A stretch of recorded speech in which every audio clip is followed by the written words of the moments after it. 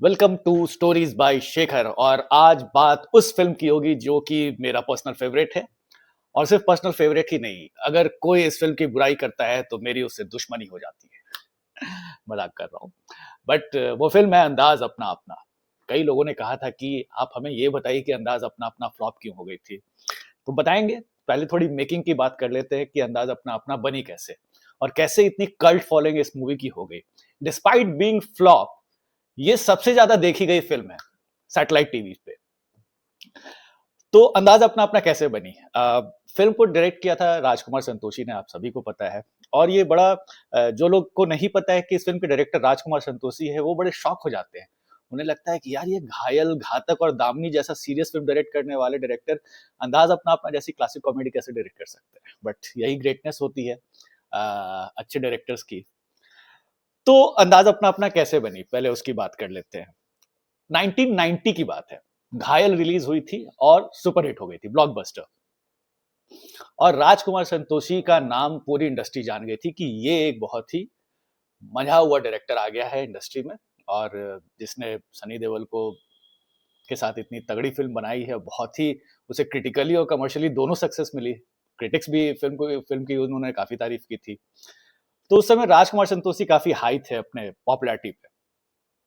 उसी समय अमजद खान के एक असिस्टेंट थे, मैनेजर कह सकते हैं, विनय सिन्हा। और वो अपनी एक प्रोडक्शन हाउस स्टार्ट कर रहे थे। विनय सिन्हा जो थे, उनके बड़े भाई आमिर खान के भी मैनेजर थे। और ये वो टाइम था जब ये नए नए दोनों खान इंडस्ट्री में आए थे और इन्होंने काफी धूम मचा दिया था अपनी पहली फिल्म से कयामत तक। और दिल से आमिर खान स्टार बने हुए थे, और मैंने प्यार किया से सलमान खान। और उस वक्त लड़कियों में काफी क्रेज था इन दोनों का। तो जो विनय सिन्हा थे, वो अपना प्रोडक्शन हाउस स्टार्ट करने वाले थे। और विनय सिन्हा काफी रेस्पेक्ट करते थे सलीम खान की। सलीम खान से उनकी अच्छी खासी जान पहचान थी। और उन्होंने जब उन्हें बताया कि सर मैं अपना प्रोडक्शन हाउस खोलना चाह रहा हूँ, और तो सलीम खान ने कहा था कि तुम्हें जब भी अगर सलमान को लेके फिल्म बनानी होगी तो बता देना, मैं बोल दूंगा, सलमान तुम्हारी फिल्म में काम कर लेगा। तो उन्हें लगा कि चलो एक एक्टर तो है मेरे पास। अब इनके चूंकि बड़े भाई आमिर खान के मैनेजर थे, तो वो भी ये चाहते थे कि अगर मेरी फिल्म में आमिर खान भी आ जाए, बड़े भाई से बोल करके मैं आमिर के डेट्स ले लूंगा। तो ऐसा कुछ प्लानिंग थी इनकी। अब सोच रहे थे कि डायरेक्टर किसे लिया जाए। अब चूंकि उसी समय राजकुमार संतोषी ने घायल बनाया था और बहुत लोग उनके साथ काम करना चाहते थे। और विनय सिन्हा को पता चला कि क्योंकि बहुत लोग अप्रोच कर रहे हैं, तो उन्होंने सोचा कि मैं पहले अगर राजकुमार संतोषी को अप्रोच कर लूं, अगर वो मेरी फिल्म डायरेक्ट करने को तैयार हो जाते हैं, तो मेरे लिए एक कू हो जाएगा बहुत बड़ा। आमिर, सलमान सब, हालांकि अभी कास्ट कोई नहीं हुआ है। विनय सिन्हा को पता चला कि राजकुमार संतोषी खाने के बड़े शौकीन हैं, तो वो अपने घर से उनके लिए खाना बना करके राजकुमार संतोषी के ऑफिस गए उनसे मिलने के लिए। और खाना ऑफर किया, और राजकुमार संतोषी को उनका बनाया हुआ खाना बड़ा पसंद भी आया। तो बात करते करते फिर विनय सिन्हा ने बोला कि सर मैं अपनी फिल्म डायरेक्ट करना चाहता हूँ, और प्रोड्यूस करना चाहता हूँ, मैं चाहता हूँ कि आप डायरेक्टर बने। अब उस वक्त चूंकि इतने प्रोड्यूसर राजकुमार संतोषी को अप्रोच करते थे, तो राजकुमार संतोषी कहते हैं हाँ ठीक है करेंगे करेंगे, लेकिन कि मतलब हर किसी के साथ तो उस काम नहीं कर सकते थे। लेकिन विनय सिन्हा का खाना उन्हें इतना पसंद आया था कि उन्होंने कहा कि नहीं नहीं, आपके साथ मैं जरूर काम करूंगा। तो उन्होंने बोला कि सर मेरे पास ना सलमान खान तो ऑलरेडी हैं। तो राजकुमार संतोषी ने कहा कि अच्छा, चलिए बात कराइए मेरी। तो उन्होंने तुरंत उन्हीं के ऑफिस से सलमान खान को फोन लगाया, और सलमान खान की बात भी हो गई, विनय सिन्हा की भी और राजकुमार संतोषी की। और उन्होंने बताया कि भाई राज जी के साथ मैं फिल्म बनाना चाह रहा हूँ और आपको लेना चाह रहा हूँ। तो सलमान खान भी, चूंकि राजकुमार संतोषी इतने पॉपुलर थे, उन्होंने हाँ हाँ बिल्कुल करते हैं करते हैं। तो सलमान खान तो हो गए। फोन रख दिया। उसके बाद इन्होंने कहा कि सर मेरे भाई जो हैं वो आमिर खान के मैनेजर हैं, और हम चाहे तो आमिर खान के साथ भी फिल्म बना सकते हैं। तो राजकुमार संतोषी को लगा कि ये लगता है दो फिल्में बनाना चाहता है मेरे साथ, एक सलमान खान के साथ और एक आमिर खान के साथ। तो उन्होंने बोला कि आपको दो फिल्में बनानी है या एक फिल्म अभी कर ले। तो बोला, तो विनय सेना ने कहा कि नहीं नहीं, हमें बनानी एक ही फिल्म है और इसमें दोनों एक्टर आ जाएंगे। तो राजकुमार संतोषी को लगा कि ये तो थोड़ा ज्यादा ही ओवर एम्बिशियस हो गया है कि दोनों बड़े खान एक साथ इस फिल्म में। लेकिन तो राजकुमार संतोषी ने कहा कि ठीक है, आमिर खान को ही फोन लगाइए। आमिर खान को फोन लगाया गया। और चूंकि दिल और घायल एक साथ ही रिलीज हुई थी और दोनों ही सुपर हिट हुई थी, तो आमिर खान को घायल बहुत पसंद आई थी। तो वो भी चाहते थे राजकुमार संतोषी के साथ काम करना। तो फ़ोन पे बात हुई और आमिर खान तुरंत मान गए कि हाँ सर, आपके साथ तो मैं काम करने को तैयार हूँ। और विनय सिन्हा को तो वो जानते ही थे, क्योंकि उनके जो मैनेजर थे वो इनके भाई थे। तो इस तरह से एक्टर्स ऑन बोर्ड हो गए। कहानी का भी कुछ पता नहीं है कि क्या होने वाला है, बट किसी भी नए प्रोडक्शन हाउस के लिए 2 बड़े खान्स अगर आ गए तो अपने आप में एक coup है। तो राजकुमार संतोषी ने सोचा कि ले तो लिया है मैंने इन दोनों हीरो को, लेकिन बनाऊँगा क्या? तो उन्हें लगा कि यार आज के डेट में इन दोनों खान्स की पॉपुलैरिटी बहुत ज़्यादा है अमंग अमंग द गर्ल्स। लड़कियाँ बड़ी दीवानी हैं इनकी, फ़ोटो रखती हैं अपने तकिए के पीछे इन लोगों के, और सारी लड़कियाँ इन्हें ही चेज़ करती हैं। तो राजकुमार संतोषी ने सोचा कि फ़िल्म कुछ ऐसी मज़ेदार सी बनाते हैं कि ये लड़कियों को चेज़ कर रहे हैं, अपने-अपने अलग अंदाज़ में, और चेज़ करने का जो रीज़न है वो कुछ अलग है, वो पैसा है। ऐसा नहीं है कि बहुत प्यार है इन दोनों में, ये लड़कियों से प्यार करते हैं। दरअसल लड़कियाँ बड़ी अमीर हैं और ये अमीर लड़कियों को फाँसना चाह रहे हैं, तो अपने-अपने तरीके से इन्हें अप्रोच कर रहे हैं। तो इस बेसिक प्रेमाइस से इन्होंने इस फ़िल्म पे काम करना स्टार्ट किया। फीमेल कास्टिंग में पहले थोड़ी बहुत बात हो रही थी कि मनीषा कोइराला को और नीलम को कंसिडर करेंगे, लेकिन दोनों के डेट्स-वेट्स मिले नहीं। तो रवीना टंडन और करिश्मा कपूर जो हैं, उनको ले लिया गया। करिश्मा कपूर से पहले ही बात हो रही थी, रवीना आ गई। राजकुमार संतोषी ने ही आइडिया दिया कि इन दोनों के नाम ही जो रियल नाम है, उसी को इस फ़िल्म में यूज़ करते हैं। जो रवीना है वही करिश्मा, और जो करिश्मा है वही रवीना है। तो इस तरह से कास्टिंग हो गई। अब ये फ़िल्म स्टार्ट हुई बनना 1990 में, जिस साल घायल रिलीज़ हुई थी। और पहले प्लान था कि इसे 1 साल में बना करके रिलीज़ कर दिया जाएगा। लेकिन हुआ क्या कि जिस तरीके से इनफैक्ट अगर आपको याद होगा, आपने यूट्यूब पे वीडियोज़ भी देखे होंगे, इस फ़िल्म का मुहूर्त भी हुआ था, और जो मुहूर्त हुआ था वो उसमें सचिन तेंदुलकर आए थे इसका वो उस मुहूर्त को अटेंड करने के लिए। धर्मेंद्र ने क्लैपिंग दी थी, क्योंकि धर्मेंद्र राजकुमार संतोषी को उन्होंने ही ब्रेक दिया था घायल के लिए। तो बड़ा बज़ क्रिएट हो गया मार्केट में कि भाई ऐसी कोई फ़िल्म बन रही है जिसमें आमिर, सलमान साथ में हैं। और उस समय बड़े-बड़े स्टूडियोज़ नहीं होते थे, जैसे आज जियो या वायोकॉम इस तरीके के हैं।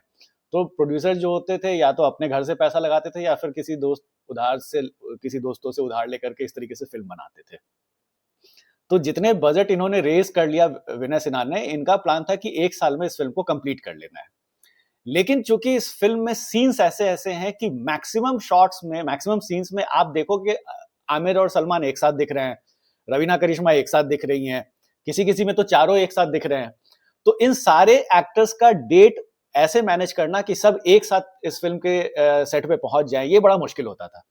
तो इस वजह से कई बार डेट्स के इश्यू होते थे। तो इन कारणों की वजह से फ़िल्म डिले हो गई, बहुत ज़्यादा।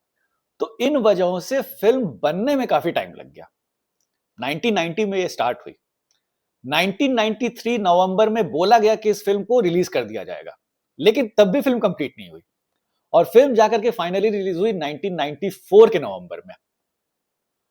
अच्छा, फ़िल्म मेकिंग के दौरान क्या हुआ कि बड़े सारे इश्यूज़ होते थे। एक तो मैंने बताया कि डेट्स का प्रॉब्लम तो था ही। उसके अलावा था कि आमिर खान का अप्रोच ऑफ एक्टिंग अलग है, सलमान खान का अप्रोच ऑफ एक्टिंग अलग है। आमिर खान हर चीज़ को रिहर्सल करते थे, परफेक्शन के लिए वो कई बार रीटेक्स लेते थे। सलमान खान के साथ ऐसा कोई प्रॉब्लम नहीं था। प्रॉब्लम क्या, उन्हें उतना इंटरेस्ट नहीं था रिहर्सल में या रीटेक्स में। उन्हें लगता था कि एक शॉट हुआ, खत्म करो। तो इस वजह से आमिर और सलमान में डिफरेंसेस बड़े होते थे। मतलब ऐसा नहीं कि दोनों एक दूसरे का कॉलर पकड़ रहे हैं, लेकिन ये बात आमिर खान ने भी करण जौहर के शो में कहा था कि मुझे सलमान का बिहेवियर अच्छा नहीं लगता था। लेकिन जो तरीका जो अपनाया था सलमान खान ने, वो बेसिकली राजकुमार संतोषी ने कहा कि जो दोनों कैरेक्टर्स को जो मैंने लिखा, इनफैक्ट इस फ़िल्म की कोई बाउंड स्क्रिप्ट नहीं थी। जो भी होता था सेट पर ही राजकुमार संतोषी कहा लिखते थे सीन्स, और उनको डिस्क्राइब कर देते थे। इनफैक्ट इनैक्ट करके बताते थे कि तुम्हें इस तरह से बिहेव करना है। वही होता था। और आर्ची कॉमिक्स के 2 कैरेक्टर थे। उन्हीं पे अमर और प्रेम को बेस किया गया था। एक कैरेक्टर जो ओवर स्मार्ट अपने आप को समझता है, और एक जो है वो हमेशा कन्फ्यूज़ रहता है और थोड़ा स्लो लर्नर है। तो जो ओवर स्मार्ट है वो आमिर खान का कैरेक्टर बन गया अमर, और जो थोड़ा स्लो एंड कन्फ्यूज़ सा है वो प्रेम बन गया। अमर प्रेम, अमर प्रेम, अमर प्रेम। तो इस तरीके से इन लोग के कैरेक्टर को डिस्क्राइब किया गया।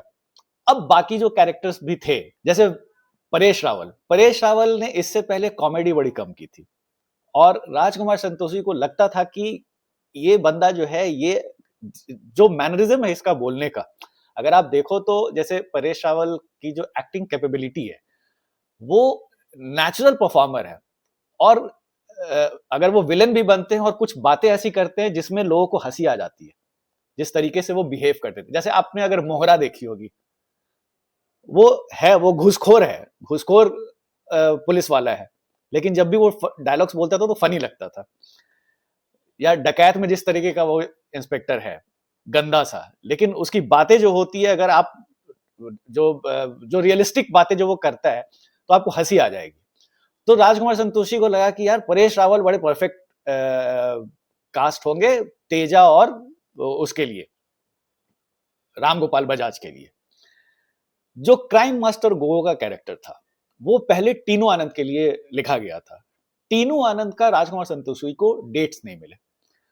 अब जब टीनू आनंद ने, क्योंकि उनका जो गेटअप था, अगर आपने देखा होगा पुष्पक में जिस तरीके का टीनू आनंद का गेटअप था, उसी से थोड़ा बहुत राजकुमार संतोषी इंप्रेस थे। तो उन्हें लगा कि अगर वैसा ही उसी कैरेक्टर को फिर से चश्मा पहना करके और वो लंबा सा घाघरा, जिसको बोलता है, घाघरा तो नहीं है वो, कुछ जो भी लंबा सा एक लेंथ का कपड़ा था, वो पहना के अगर टीनू आनंद ये क्राइम मास्टर को वो बनेंगे तो बड़ा मजा आएगा। लेकिन टीनू आनंद के डेट्स नहीं मिले, तो इस तरीके से फिर शक्ति कपूर को अप्रोच किया गया। शक्ति कपूर आ गए। शक्ति कपूर कौन है? मोगैम्बो का भतीजा है। मोगैम्बो का भतीजा गोगो। गोगो हमेशा खुश हो जाता है। लेकिन इस फिल्म में एक और कैरेक्टर था जिसे बाद में राजकुमार संतोषी ने उस ट्रैक को फिल्म से ही निकाल दिया। वो कैरेक्टर था जोराम्बो। जोराम्बो जो था वो मोगैम्बो का भाई था, और मोगैम्बो हमेशा खुश हो जाता था मिस्टर इंडिया का, लेकिन जोराम्बो जो था वो कभी खुश नहीं होता था। तो एक कैरेक्टर उन्होंने लिखा था राजकुमार संतोषी ने जोराम्बो का, और अमरीश पुरी को ही अप्रोच किया गया था। इनफैक्ट सेट्स भी इस तरीके से बनाए गए थे, जो जोराम्बो का जो डेन था उसमें 2 फोटोज लगे थे, मतलब जैसे एक मोगैम्बो का और एक जोराम्बो का, और मोगैम्बो जो था उसके चेहरे पे स्माइल थी, और जो जोराम्बो था उसका चेहरा सैड रहता था। और अमरीश पुरी को ये कैरेक्टर काफी पसंद भी आया था। लेकिन पता नहीं किन कारणवश से राजकुमार संतोषी को लगा कि ये ट्रैक थोड़ा सा और ज्यादा लेंदी कर देगा फिल्म को, तो इसको हटा देते हैं। लेकिन आप इमेजिन कर सकते हैं कि अगर वो होता तो मजेदार ही होता, जिस तरीके से ये फिल्म बनी थी। तो ये सारी कास्टिंग वास्टिंग हो गई, हीरोइन की कास्टिंग हो गई, सपोर्टिंग कास्ट की कास्टिंग हो गई। महमूद, जगदीप और देवेंद्र वर्मन, उस वक्त इन तीनों ने थोड़ा सा एक तरह से कह सकते हो फिल्मों से ब्रेक भी ले रखा था, बहुत कम फिल्में करते थे। और जो इन लोग का जो बाप का कैरेक्टर है, जो आमिर के बाप देवेंद्र वर्मन बने हैं, सलमान के बाप जगदीप बने हैं, इन लोग के लिए, इन सारे कैरेक्टर्स के लिए राजकुमार संतोषी को ऐसे एक्टर्स चाहिए थे जो कि अच्छी कॉमेडी कर सके। और कॉमेडी में तो महमूद और जगदीप जैसे और देवेंद्र वर्मन जैसे लोग का तो खैर कोई हाथ ही नहीं पकड़ सकता। देवेंद्र वर्मन इतने नेचुरल कॉमेडियन हैं, मतलब अगर आपने अंगूर देखी है, और उनका जो कॉमेडी का जो अप्रोच रहता था वो कभी भी स्लैपस्टिक नहीं रहता था कि हर चीज को एग्जैजरेट करके बोलना।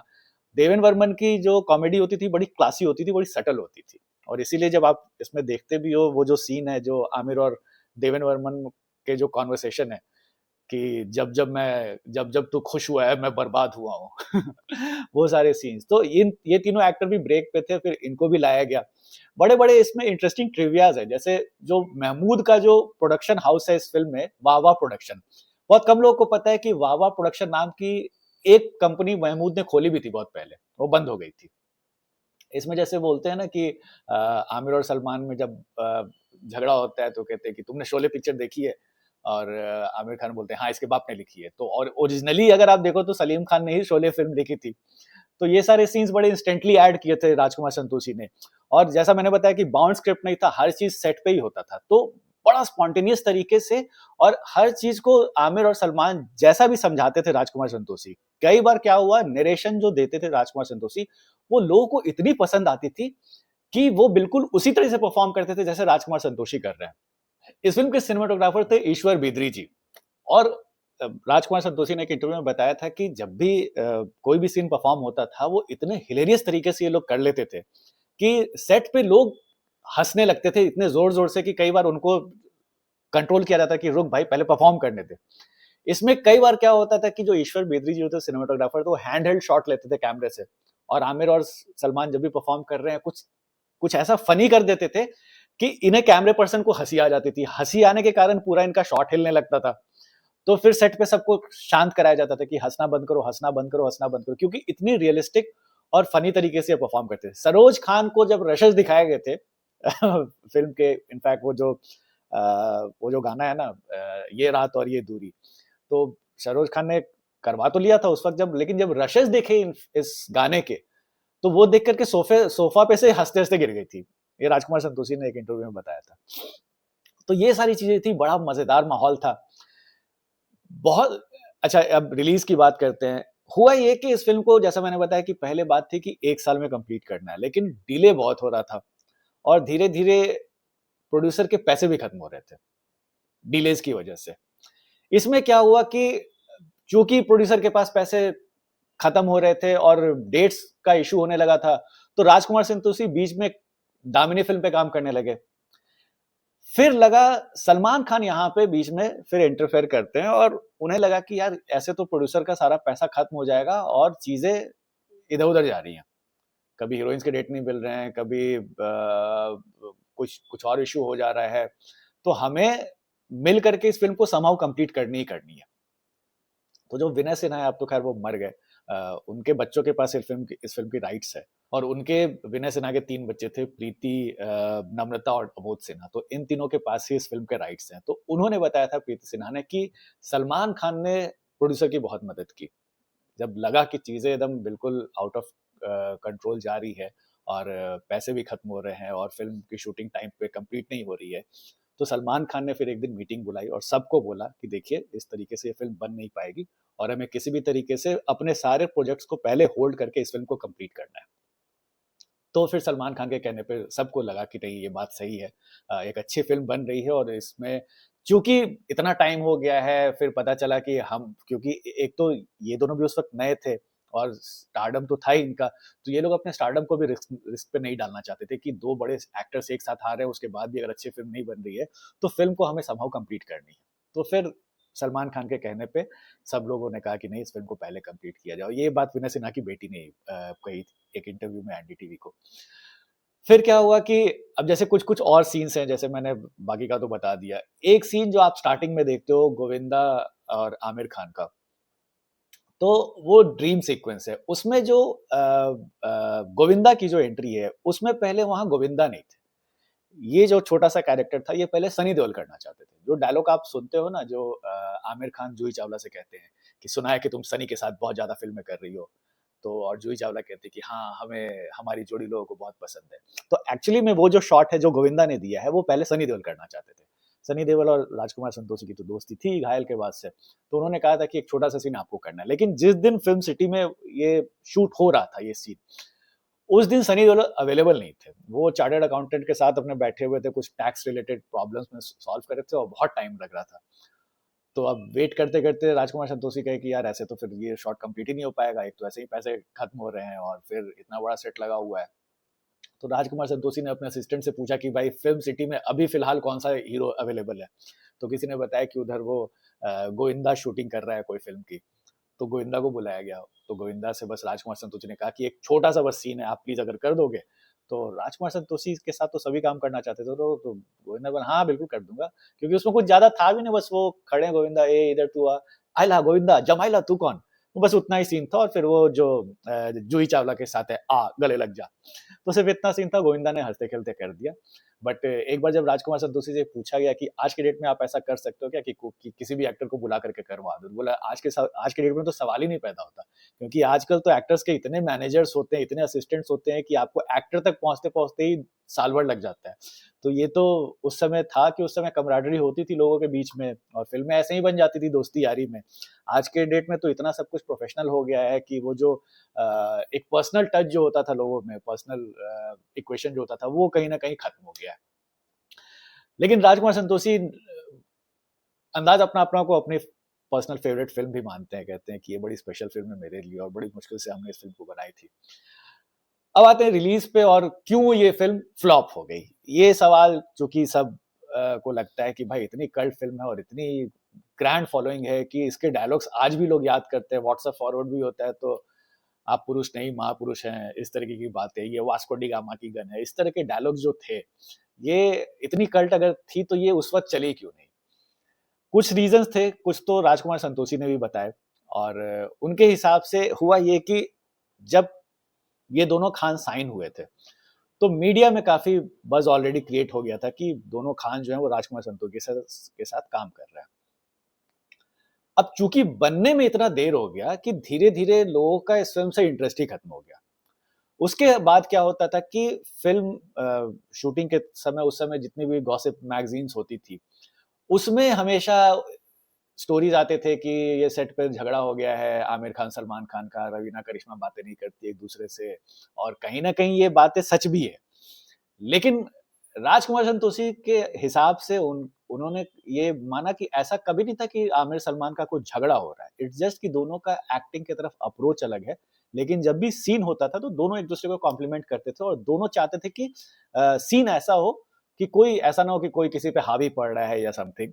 तो हमें और इस तरीके से ही सलमान और आमिर जो है वो ठीक है, परफेक्शनिस्ट आमिर खान है क्योंकि सुबह 7 बजे की शूटिंग होती थी तो आमिर खान तो साढ़े 6 बजे पहुँच जाते थे, लेकिन सलमान खान 10 बजे पहुँचते थे। तो इन सब वजहों से सलमान और आमिर में थोड़ा-सा टेंशन था, लेकिन ऐसा कोई झगड़े वाली बात नहीं थी।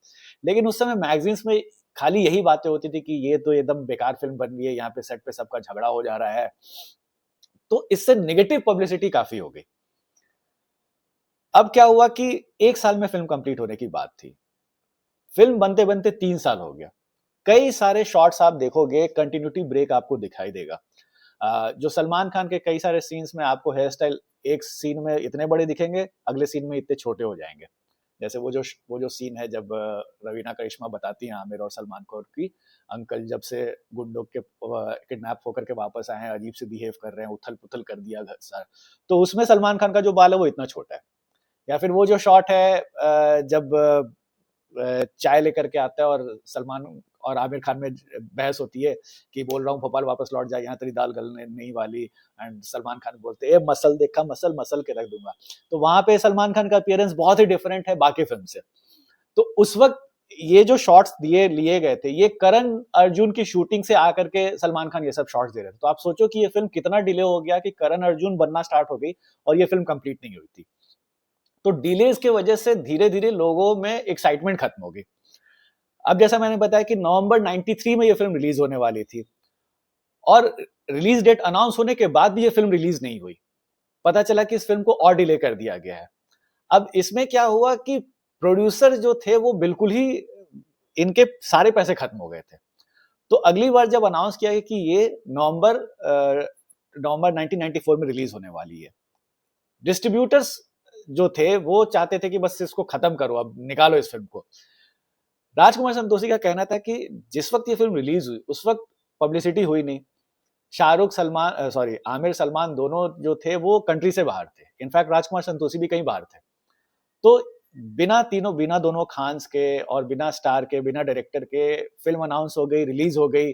और उस वक्त जब रिलीज के टाइम का जो होता है ना पब्लिसिटी, जो आजकल तो बहुत ज्यादा हो रहा है, तो वो सब बिल्कुल ही नहीं हुआ। कब हम रिलीज करेंगे ये भी किसी को नहीं पता था। बस वो अचानक से फिल्म रिलीज हुई। अब बज़ ही नहीं है तो फिर कैसे लोग को पता चलेगा कि अच्छा फिल्म आ रही है। तो एक तो नेगेटिव पब्लिसिटी, ऊपर से पुअर पब्लिसिटी। डिस्ट्रीब्यूटर्स ने इस फिल्म को बर्बाद कर दिया। जैसा राजकुमार संतोषी का कहना है कि वो लोग इतनी हड़बड़ी में इस फिल्म को रिलीज कर दिया। जैसा मैंने बताया कि कोई स्टार था ही नहीं मौजूद, प्रेस कॉन्फ्रेंस वगैरह भी है तो स्टार्स नहीं है। तो इस वजह से प्रेस के पास भी कुछ लिखने को नहीं था, तो पब्लिसिटी नहीं हुई। और जब रिलीज हुई तो बस आई और चली गई। तो फिल्म इस वजह से फ्लॉप हो गई। हालांकि जो इनकी जो फैमिली है विनय सिन्हा की, जो बच्चे जिनसे एनडीटीवी ने एक दिन बात की थी, तो उन्होंने बताया कि लोग कहते हैं कि फ्लॉप है, लेकिन ऐसा फ्लॉप जैसा नहीं है। फिल्म ने रिकवर कर लिया था अपना पैसा, और इनफैक्ट महाराष्ट्र में तो इसे टैक्स फ्री भी किया गया था। फिर धीरे-धीरे ये टीवी पे, जी सिनेमा वगैरह पे जब आने लगी तो लोग को बहुत ज़्यादा पसंद आई और वीसीआर पे खूब ज़्यादा इसे देखा गया। लेकिन उन्होंने कहा कि पैसा रिकवर कर लिया था। मतलब अब कहने को तो आप फ्लॉप कह सकते हो, क्योंकि जिस तरीके का एक्सपेक्टेशन सोचा था आमिर और सलमान खान की फ़िल्म का, उस तरीके से तो नहीं था। चाहे वो दिल या मैंने प्यार किया रिपीट नहीं हो पाया, सनम बेवफा जैसा सक्सेसफुल बिज़नेस इसका नहीं था, लेकिन समहाउ पैसे को रिकवर कर लिया था। ये सारी बातें थी। जो रवीना और करिश्मा थी, रवीना और करिश्मा क्योंकि जो झगड़े की बात मैंने की, हुआ ये था कि रवीना और करिश्मा में डिफरेंसेस थे। बहुत साल बाद जब फ़िल्म के 25 साल हुए थे तो रवीना टंडन ने ट्वीट किया था और उसमें बोला था कि मुझे भी नहीं पता कि ये फ़िल्म कैसे बन गई और इतना बुरा हाल था उस वक़्त शूटिंग करते समय, सब में कुछ ना कुछ ईगो इश्यूज़ होते थे। मैं और करिश्मा तो बातें भी नहीं करती थी। तो राजकुमार संतोषी ने इस बात को बताया कि हाँ, ये बात हुई थी कि हुआ ये था कि आतिश फ़िल्म शूट करने गए थे रवीना और करिश्मा। उस फ़िल्म में भी रवीना टंडन और करिश्मा कपूर थे। तो उस फ़िल्म की शूटिंग के दौरान दोनों में कुछ झगड़ा हो गया था और जो कि कैरी फॉरवर्ड हो गया अंदाज़ अपना-अपना के सेट तक। तो ऐसा होता था कि दोनों बातें नहीं करती थी, लेकिन फिर भी जो सीन्स है दोनों के बड़े अच्छे थे और दोनों ने बड़े प्रोफेशनली इस चीज़ को हैंडल किया। राजकुमार संतोषी ने बताया कि फ़िल्म की का जो क्लाइमैक्स है, जहाँ पे रवीना टंडन और करिश्मा कपूर को बांध दिया गया है एक पोल से और फिर जो भी वहाँ पे झगड़े-वगड़े हो रहे हैं। तो जब फ़िल्म का वो फाइनल शॉट कंप्लीट हुआ, सब लोग सेलिब्रेट कर रहे थे कि चलो फ़िल्म की शूटिंग खत्म हो गई। तो राजकुमार संतोषी ने बोला कि अब इन दोनों को खोलना नहीं। जब तक ये दोनों आपस में एक-दूसरे से बात नहीं करेंगे, तब तक इन्हें खोलना नहीं, इनको बंधे रहने दो। तो बड़ा रिक्वेस्ट किया दोनों ने कि नहीं-नहीं प्लीज़ खोलिए ये वो करके। फिर राजकुमार संतोषी ने कहा कि नहीं-नहीं तुम लोग पहले अपना झगड़ा बंद करो, झगड़ा सॉल्व करो, बातें करो एक-दूसरे से, तभी जाकर के मैं तुम्हें खोलूँगा। तब फिर दोनों ने बातें-वातें की और फिर इस तरीके से वो कंप्लीट हुआ। फ़िल्म कल्ट बन गई। आपने देखा ये मतलब जैसा मैं कह रहा है ना कि आज के डेट में भी लोग इस फ़िल्म के डायलॉग्स या अच्छा कई लोग को लगता है, कई क्रिटिक्स बोलते हैं कि नहीं-नहीं ऐसी कोई ख़ास फ़िल्म नहीं थी। लेकिन अगर आप देखो तो फ़िल्म की वैसे तो बाउंड स्क्रिप्ट नहीं था, लेकिन जिस तरीके से इसमें डायलॉग्स कॉमेडी भी है, सिचुएशनल कॉमेडी भी है, सारी चीज़ें हैं। हर चीज़ इसकी फ़नी है। एक तो सिली है कि सब कितने बेवकूफ़ हो सकते हैं। और जो-जो सीन्स अगर आप देखो ना बड़ी केयरफुली और बहुत क्रिएटिव तरीके से उन सीन्स को बनाया गया है। जैसे वो जो ग्लास वाला जो सीन है, शरबत-ए जन्नत, तो वो मतलब ज़हर डाल कर के कोई ग्लास लाया है जो कि रवीना को पीना है। अब उसको कैसे इस तरीके से एक्ज़ीक्यूट करना है कि ग्लास जो है वो रवीना के पास ना जाए किसी और जो ज़हर लेकर के आए उसी के पास ये ग्लास चला जाए। तो इतना इतना मतलब थॉटफुली उस सीन को लिखा है राजकुमार संतोषी ने कि ये फुटबॉल मैच का वो पूरा सीन बना देगा, कभी उधर करके और फिर ग्लास जो है वो जो रॉबर्ट है वो ज़हर का ग्लास लाया रवीना के लिए, लेकिन ग्लास वापस जो है वो रॉबर्ट के पास चला जाता है। तो वो सीन वाक़ई में बड़ा मज़ेदार है। फिर अगर आप देखो तो वो जो सीन है परेश रावल को जो दोनों उठा करके लेके जाते हैं और जेल में फिर से वापस बंद कर देते हैं। इन्हें लगता है कि हम बहुत स्मार्ट हैं और हम अंकल की नज़रों में हीरो बन जाएँगे, लेकिन वापस वो वहाँ परेश रावल को वापस उसी जेल में डाल देते हैं जहाँ से वो बेचारे भाग करके गए थे। और उसके बाद जब वो दोनों का डायलॉग होता है कि गधा, उल्लू, बेवकूफ, पहली मुलाकात में ही समझ गया था कि तुम दोनों से बेवकूफ कोई नहीं है एंड देन आमिर खान के कि ये एक तो साला इतना कन्फ्यूजन है रवीना कौन करिश्मा कपूर उस परेशानी से निकले नहीं कि नई मुसीबत आ गई अंकल कौन मतलब अगर आप देखो तो ये सारे सीन्स की राइटिंग बड़ी तगड़ी थी इसी वजह से लोग को हंसी आती थी या फिर अगर आप देखो तो वो जो सीन है जहाँ पे आमिर खान और रवीना टंडन डिनर कर रहे हैं और आमिर खान ज्ञान दे रहे हैं कि इंडिया तो मुझे कहीं पसंद ही नहीं था मेरे यार दोस्त भी कहते थे कि तू इंडिया के लिए नहीं बना है और उधर सलमान खान दारू पी करके उस पर हंस रहे हैं कि अब उसे पता चल गया कि रवीना असली कौन है और आमिर खान का कट गया है तो ये सारे सीन जो थे ये जितने भी लोगों ने देखा सबको पसंद आया क्रिटिक्स को भी पसंद आया लेकिन आज भी कई लोग हैं जो बोलते हैं अरे इतनी भी कुछ खास नहीं है लेकिन अगर मेरे से पूछो जैसे मेरी तो पर्सनल फेवरेट है लेकिन इंडियन फिल्म इंडस्ट्री के इतिहास में अगर लोग जिस जिस तरीके से गोलमाल को या चुपके चुपके के बारे में बोलते हैं मेरे हिसाब से अंदाज अपना हमेशा से इन सबसे ऊपर रहती है हम लोग डिसएग्री कर सकते हैं आपकी राय कुछ अलग होगी बट ये मेरा पर्सनल ओपिनियन है जबरदस्त कॉमेडी है मतलब एक वो जो सीन है जिसमें जुलाब वाला जो सीन है राजकुमार संतोषी ने कहा था एक इंटरव्यू में कि यार देखिए जुलाब किसी को जमाल घोटा पिला देने वाला सीन ऐसा नहीं है कि पहली बार हम कर रहे थे पहले भी कई फिल्मों में जमाल घोटा डाल दो और वो उसको जुलाब लग जाए इस तरह के सीन्स थे लेकिन हमने इसमें थोड़ा एक अलग ही सिचुएशन डाल दिया था राजकुमार संतोषी का कहना था कि एक इंसान के लिए सबसे चैलेंजिंग टाइम होता है जब वो पहली बार किसी लड़की को प्रपोज कर रहा है और उस समय प्रपोज करते समय अगर आपको जुलाब लग जाए तो वो क्या ही होगा तो इस थॉट के साथ राजकुमार संतोषी ने इस सीन को लिखा और सलमान खान से परफॉर्म कराया अच्छा अब किस मोमेंट पे आपको सलमान खान को लगना है कि अरे पेट खराब हो गया उसके लिए उस वक्त कुछ रिसोर्सेज कम थे तो राजकुमार संतोषी कैमरे के पीछे माइक लेकर के गुड़गुड़ गुड़गुड़ की आवाज निकालते थे कि जैसे ही उन्होंने कहा कि रवीना जी मैं आपसे बात करना चाहता हूँ दरअसल बात दिल की है और उधर से फिर माइक लेकर के गुड़ गुड़ गुड़ गुड़ गुड़ गुड़ करते थे राजकुमार संतोषी, तो फिर वहां से सलमान खान को अपना एक्सप्रेशन चेंज करना होता था। तो ये जो बनाने का जो पूरा फिल्म मेकिंग का जो ये प्रोसेस था, ये बहुत ही इंटरटेनिंग था। और इसीलिए राजकुमार संतोषी कहते हैं कि ये बड़ी मेरी पर्सनल फेवरेट और स्पेशल फिल्म मेरे लिए है हमेशा से, क्योंकि और सब लोगों ने मेरी बड़ी बड़ी मदद की। और ईगो इश्यूज जो भी होंगे, लेकिन जब भी सेट पे सब होते थे, और जैसा आप फ़िल्म देख कर के भी आपको लगता है कि कितना कहीं भी आपको फ़िल्म देख के नहीं लगता कि इन दोनों एक्टर्स में कुछ झगड़ा होगा या ईगो इश्यूज़ होगा। तो वो कहते थे कि सेट पे बड़ा मज़ा आता था। म्यूज़िक की बात मैंने नहीं की, म्यूज़िक जो है वो तुषार भाटिया ने दिया था, और राजकुमार संतोषी चाहते थे कि उनको था कि फ़िल्म लीक से हट के हो। उस वक़्त नदीम श्रवण का दौर था, और नदीम श्रवण की हर फ़िल्म में वो म्यूज़िक देते थे। तो राजकुमार संतोषी ने कहा कि मेरे लिए बड़ा ईज़ी था, मैं नदीम श्रवण को पकड़ लेता इस फ़िल्म के लिए। लेकिन मेरा थॉट ही कुछ ऐसा था कि मुझे इसमें OP Nayyar style of music चाहिए था। ये वो टाइम था 90s का, जब उस वक़्त बहुत सारे घरों में कलर टीवी नहीं आए थे। तो राजकुमार संतोषी को लगा कि मेरा ऐसा ट्रैक होगा कि अगर ब्लैक एंड व्हाइट में भी लोग इसे देखें ना, तो इसका म्यूज़िक देख करके इसे विंटेज फीलिंग आ जाए। तो फिर वो OP Nayyar style of music देने के लिए उन्होंने तुषार भाटिया को बुलाया, और वो जो आप देखते ही हो येल्लो येल्लो जो गाना है, वो बिल्कुल आपको ऐसा लगेगा कि मांग के साथ तुम्हारा, नया दौर वाला जो गाना, उस तरीके की आपको फीलिंग आएगी। पहले भी एक और फिल्म आई थी उसी समय, सलमान की एक फिल्म थी जागृति, उसमें भी जो म्यूजिक था वो बिल्कुल ओपी नैयर स्टाइल का ही था। देखो देखो तुम, हो गया मैं गुम, कुछ इस तरीके से। तो ये सारी बातें थी अंदाज अपना आपे की, मैं सोचा कि आपसे शेयर किया जाए। अब आते हैं क्विज पे, और पिछले वीडियो में जो मैंने डायलॉग बोला था, वो गुरु मूवी का है, और सबने सही जवाब दिया। मिथुन चक्रवर्ती बोलते हैं गुरु में, बड़ा पावरफुल सीन था वो गुरु का। आज का डायलॉग है, सीमा ये क्या हो रहा है, ये दिखाई नहीं दे रहा, वो सुनाई नहीं दे रहा, I mean what is the problem. चलिए बताइए किस फिल्म का डायलॉग है, मिलते हैं नेक्स्ट एपिसोड में। Thanks for watching.